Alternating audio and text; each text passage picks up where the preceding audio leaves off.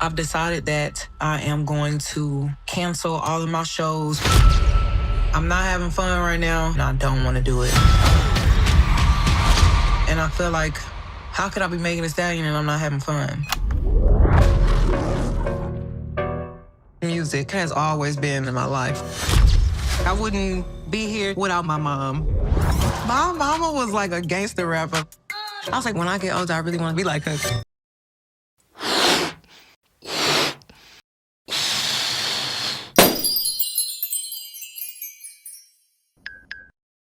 Hi! I'm going to be doing it's like a review, but just me like sharing like my key takeaways from Megan's new documentary, In Her Words, which was released this year. I really enjoyed this documentary. Like, I just felt like it was a good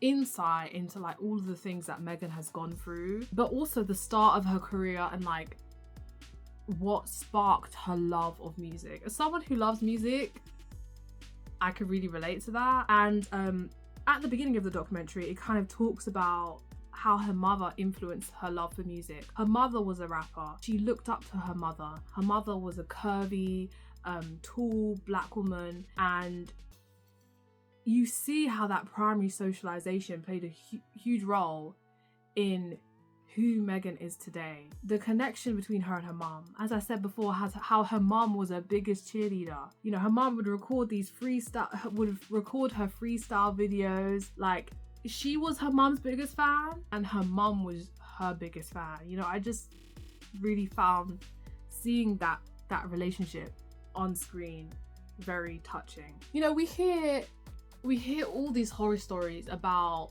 these Hollywood parents and how they essentially just throw their children to the wolves of these Hollywood execs and people that just literally prey off of their children and make money, and they don't care about their children's well-being. But from watching this, I really felt like Megan's mom had her back. Like, it really gave me that vibe, and it felt like that is the dream parent that you would want. If you're pursuing a career in that field, you want a parent that is also passionate with you but also supports you, and it's like there's the correct boundaries. It felt like that. Obviously I'm watching as an audience, but for me it felt like that. Let me know if you get what I'm saying.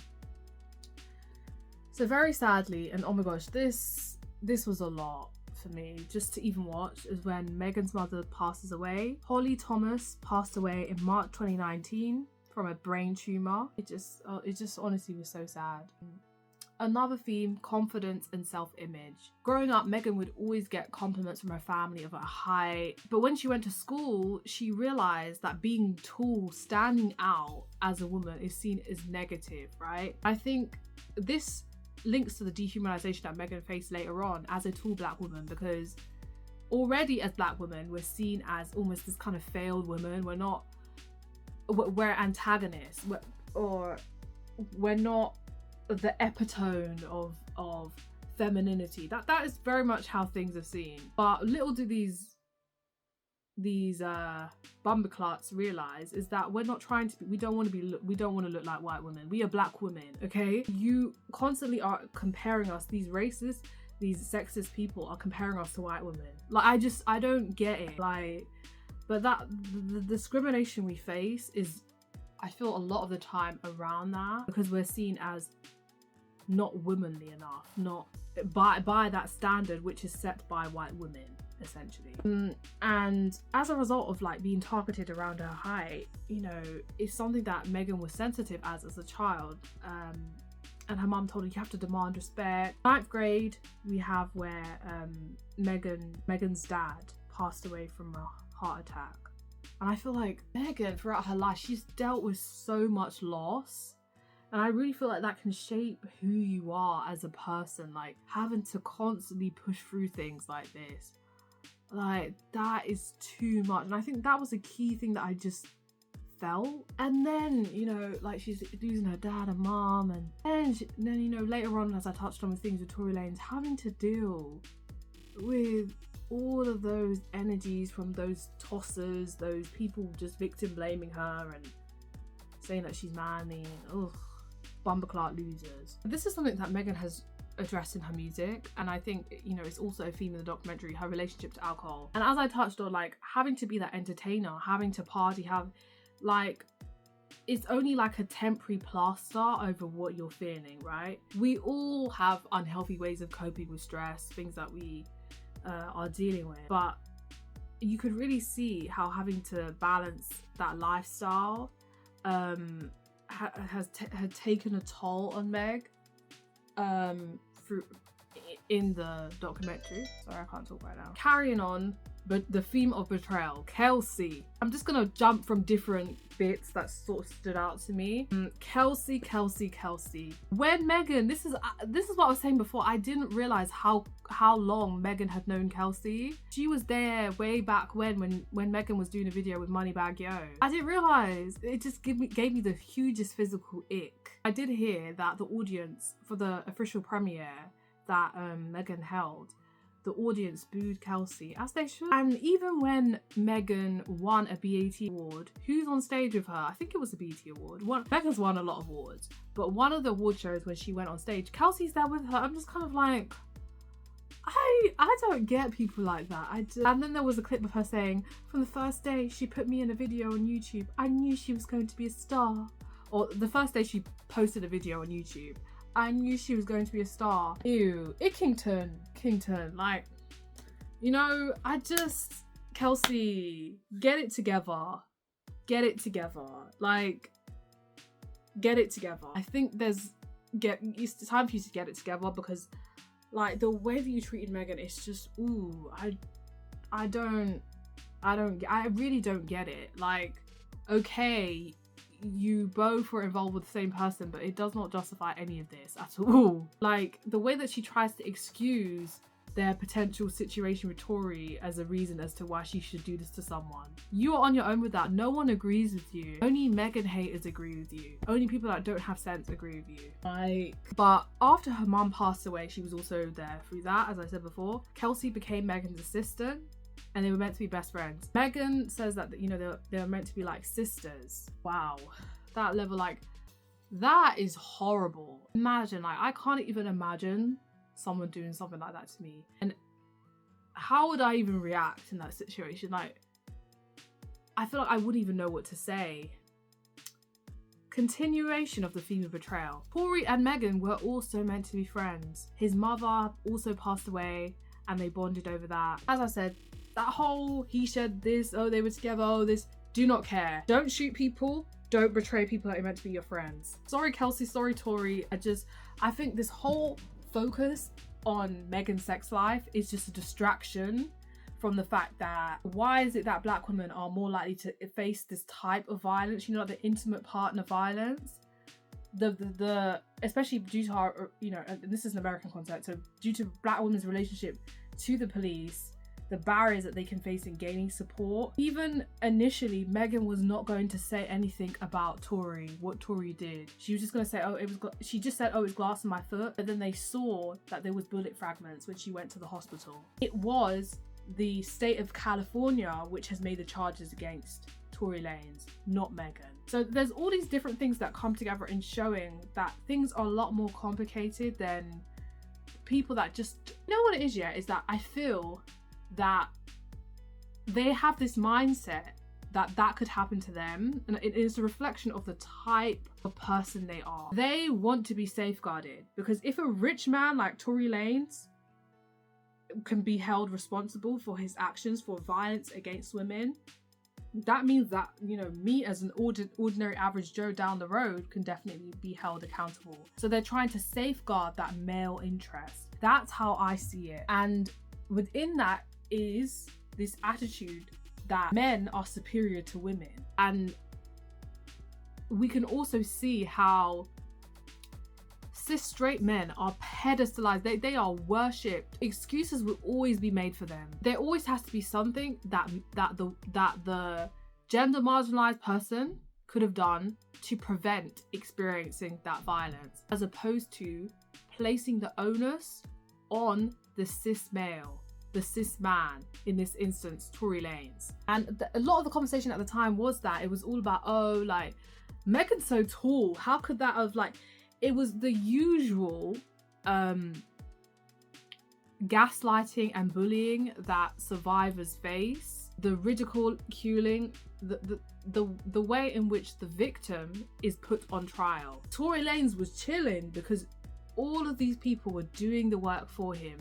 Yeah, I just think Black female sexuality is so complex, and like in terms of like my understanding of it, and then also so police, and I think that dynamic is coming across in just like the way all these social commentators and people are talking about Meghan, and I'm going to get into that. And I don't know, let me know what you think, but I just feel that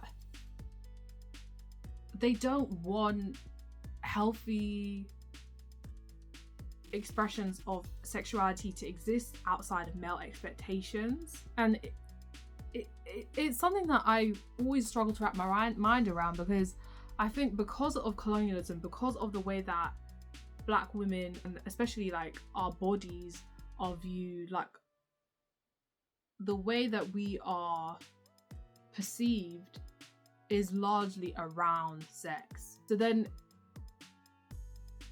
that is another reason as to why we, you know, it's like almost like this animalistic. How can someone who is not human be abused? That's something that I always come back to when I see the way that people are doing gymnastics, somersaults to make excuses when black women are being treated like horrifically. There will always be someone doing up a somersault, doing up this, doing up that to make excuses for it. Tired of those people. Anyway, I always got to bring a little comedy. But anyway, victim blaming and violence against Black women, my next theme. So I talked about that, the climate of the police, the climate of George Floyd. That is the context that this took place within. What environment does this create for Black female survivors of male violence? What are the stakes? What are they having to assess when they're making judgments around wanting to be safe? And these men with podcasts, get a life. And I don't even really want to go into it too much, because I just makes me feel vexed. That crusty, musty failure of a human being, that trash, garbage man that was there talking about how the Tory should have shot higher. I can't say what I fully feel. Anyway, State versus Tory Lanez, okay? So as I highlighted, yeah, with Joe Budden, shouldn't you be focusing on your own history right now? Because it's bringing more attention to your own history of violence against women. Hello? Anyway, moving on. Tasha K doing Tasha K pick me stuff. Also, the interview of Gayle. It's obvious that Meghan was not saying that Gayle was a bitch. It was just a figure of speech. Like, it's a way of speaking. I don't know how to explain it. Like, they were just, you see what I mean? Like, it shows you the misogynoir. They're just trying to come up with an excuse when I'm just like, hello, is Meghan not the victim? Anyway, honestly, I'm tired. The focus should not be on Meghan's relationship with Tory Lanez. The focus should be on the fact that he thought it was okay to take a gun out and harm her. Okay? Next. As a lover of music, like, that brings me to the conclusion. Like, I'm not gonna lie, I am a Megan Thee Stallion fan. As you probably can tell from this video, I am a Megan Thee Stallion fan. I love Megan Thee Stallion. I love her music. I love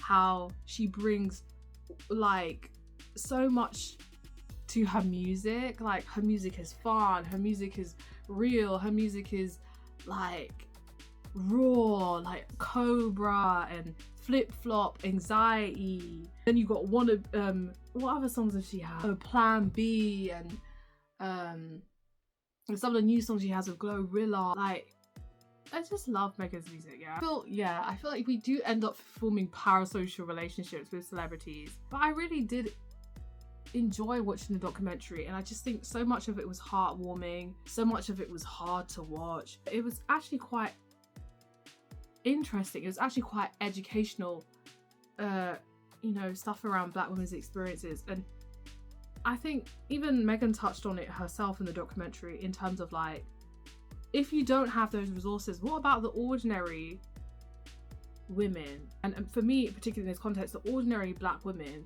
who are in situations like this, what are they having to deal with? What challenges are they facing. And I watched that documentary twice. I wanted to fight. It made me want to throw the laptop across.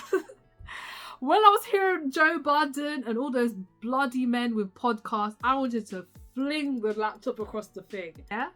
Because the rage I felt and the mistreatment of black women. History will remember you. History will remember you. Point blank. Anyway, have to bring my little comedy to balance it out.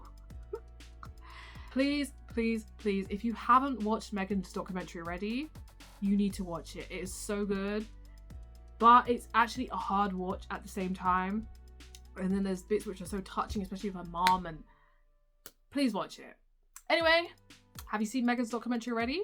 If you have, please let me know what you think of the documentary below. Stay tuned for more videos, of course.